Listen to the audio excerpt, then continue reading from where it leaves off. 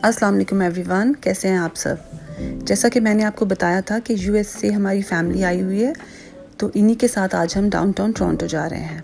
हम बहुत दफ़ा जा चुके हैं, लेकिन आज आपको साथ ले जा रहे हैं।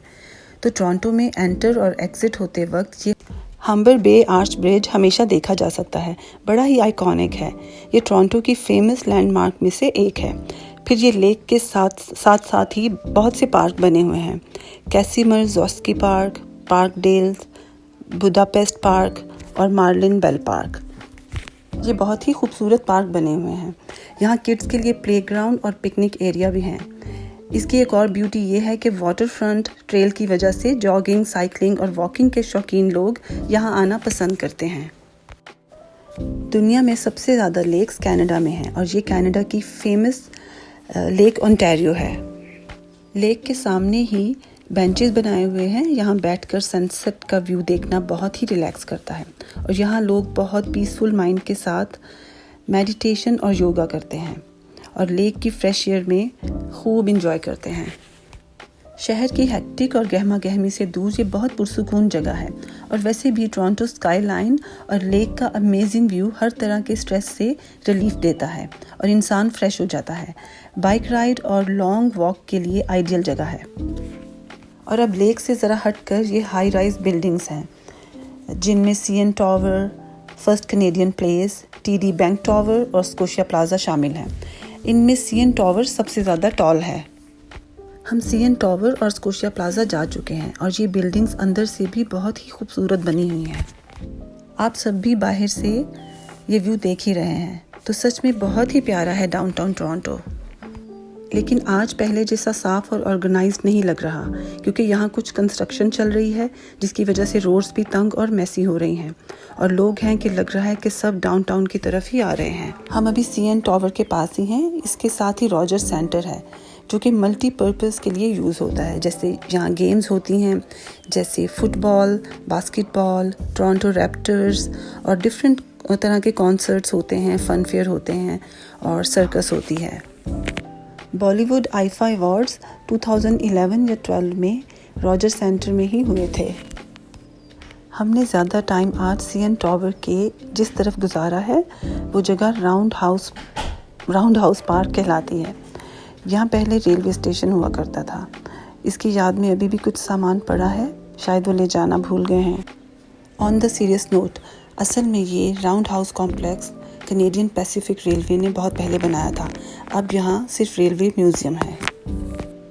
देखने में ये पुरानी तर्ज का सामान बहुत अमेजिंग लग रहा था। तकरीबन 1 सदी पहले की वाइब्स आपकी नज़रों के सामने हों तो दिलचस्प लगता है। यहाँ हम सब ने बहुत वक्त गुजारा। ये जगह बहुत दफ़ा देखी हुई है, लेकिन हर बार कुछ डिफरेंट और इंटरेस्टिंग देखने का मौका मिलता है। ज़रूरी नहीं कि एक जगह बस एक बार ही जाया जाए। यकीन करें, अगर एबिलिटी, अवेयरनेस और लर्निंग स्किल्स हों तो इंसान हर दफ़ा कुछ नया डिस्कवर करता है। जैसा कि हमने भी इस बार बहुत कुछ एक्सप्लोर किया और नई इन्फॉर्मेशन मिली जो कि बहुत अट्रैक्टिव और ग्रिपिंग थी। ये डाउनटाउन टोरंटो में स्कोशिया बैंक एरिना है। ये भी मल्टीपर्पज़ के लिए यूज़ होता है, जैसे गेम्स, कॉन्सर्ट और एंटरटेनमेंट इवेंट्स। इसका पहले नाम एयर कनाडा सेंटर था। ये अंदर से बहुत बड़ा है। हम बहुत टाइम के बाद फैमिली के साथ डाउनटाउन आए हैं। सब बहुत रिलैक्स्ड हैं और फ़न कर रहे हैं। आप भी हमारे साथ डाउनटाउन टोरंटो को एक्सप्लोर करें और आई होप आप भी इंजॉय कर रहे होंगे। डाउनटाउन में बहुत कुछ है देखने के लिए। एक दिन में हम इसे कवर नहीं कर सकते, इसलिए हम भी आज तक हर दफ़ा एक नई चीज़ की नॉलेज लेकर आते हैं। और ये डाउनटाउन में है फर्स्ट कैनेडियन प्लेस और यहाँ पर ही बैंक ऑफ मॉन्ट्रियल है, जो कि कनाडा का सबसे पहला बैंक है। मुझे डाउनटाउन में ये स्ट्रीट कार का सिस्टम बहुत ही पसंद है।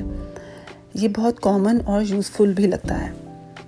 लेकिन जाहिर है हर चीज़ के एडवांटेजेस और डिसएडवांटेजेस तो होते ही हैं, लेकिन ये स्ट्रीट कार्स यहाँ के हिसाब से बहुत कन्वीनियंट है। और टोरंटो में ये अभी तक सक्सेसफुली चल रही हैं क्योंकि यहाँ की रोड्स बड़ी और खुली हैं। लेकिन मॉन्ट्रियल में ये स्ट्रीट कार्स बंद कर दी गई क्योंकि वहाँ के डाउनटाउन में कुछ ओल्ड एरियाज़ की स्ट्रीट बहुत नैरो हैं और इसी वजह से वहाँ ट्रैफिक के बहुत ज़्यादा मसाइल का सामना करना पड़ता था, जिसकी वजह से ये सिस्टम नहीं चल सका। टोरंटो में ये स्ट्रीट कार्स 24 घंटे रोज़ाना ही चल रही होती हैं। ये व्हीलचेयर और स्कूटर फ्रेंडली हैं। ये स्ट्रीट कार्स इलेक्ट्रिक मोटर से चलती हैं, इसीलिए इन्हें ड्राइव करने वाले को मोटरमैन कहा जाता है।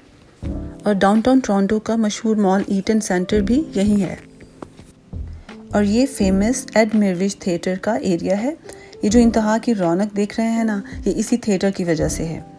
और आज संडे होने की वजह से और भी ज़्यादा रश है, लोग भी खूब इंजॉय कर रहे हैं यहाँ।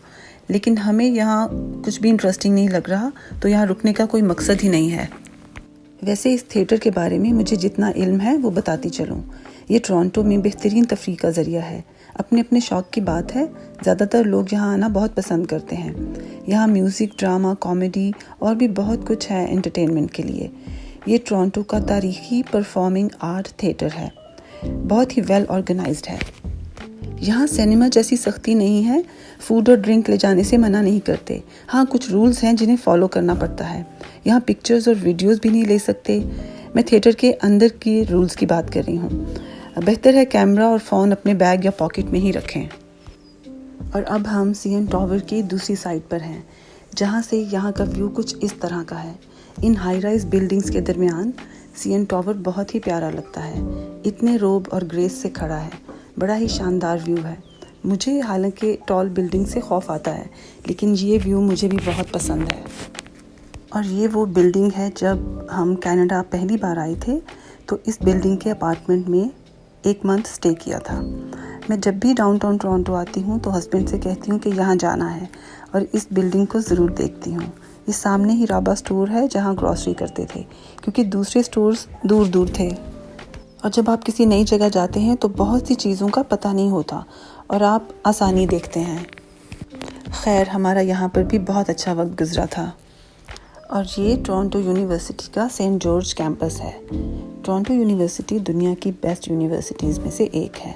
आज डाउनटाउन में ज़्यादातर जगहों पर कंस्ट्रक्शन हो रही है, तो बहुत ही कंजस्टेड सा एरिया लग रहा था, लेकिन फिर भी आज का दिन बहुत अच्छा गुजरा और हम सब ने बहुत इन्जॉय किया।